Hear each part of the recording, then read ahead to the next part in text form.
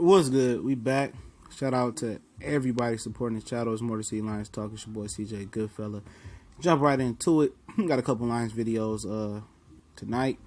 One is the Detroit Lions and Bob Quinn blocked Teryl Austin from opportunity to interview for the Green Bay Packer defensive coordinator position.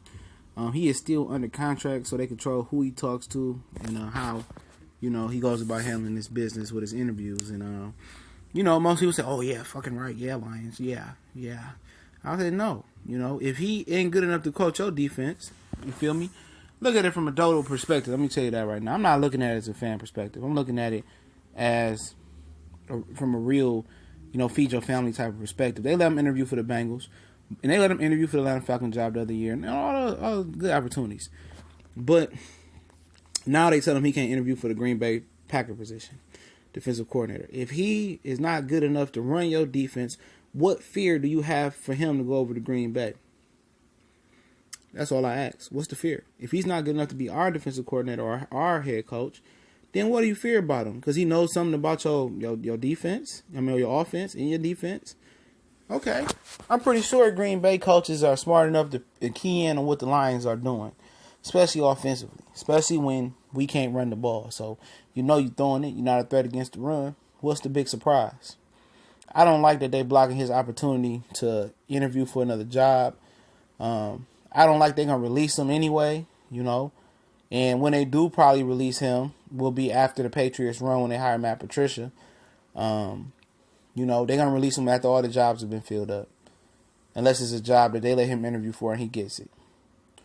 I just don't like the way the Lions are moving, especially Bob Quinn.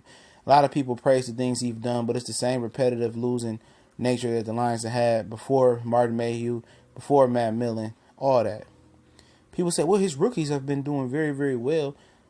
He only been here a couple years. Agnew, All-Pro, good job. Tease Tabor started getting some PT at the end of the year. Good job.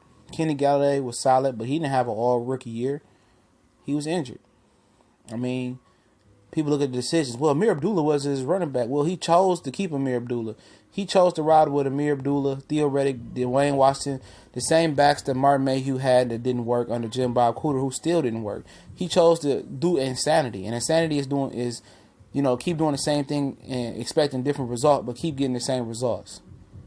He got the same results with Amir Abdullah, mediocrity, and no running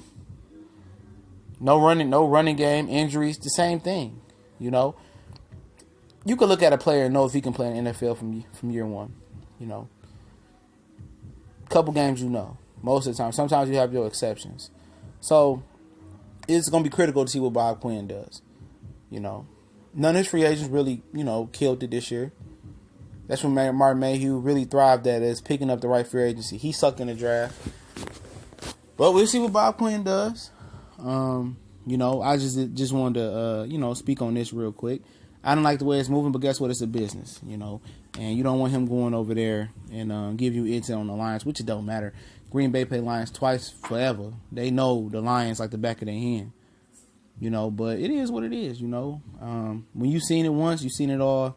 I know how the Lions move. Right now, we got to see with Bob Quinn. A lot of people trusting him, and Lions, same people trusting in Matt Millen, same people trusting in Tom Lawine, same people going down there spending their money with the Lions, expecting a different result, but with the same type of owner at the helm in the Fords. And I must correct myself, Reggie Bush was the last 1,000-yard runner. 1,006 yards, whoop-de-blam. I forgot because he apparently at the end of that season, he wasn't too good. But it is what it is. Let me know what y'all think about this. One more line video to come. A little bit later on. We gone.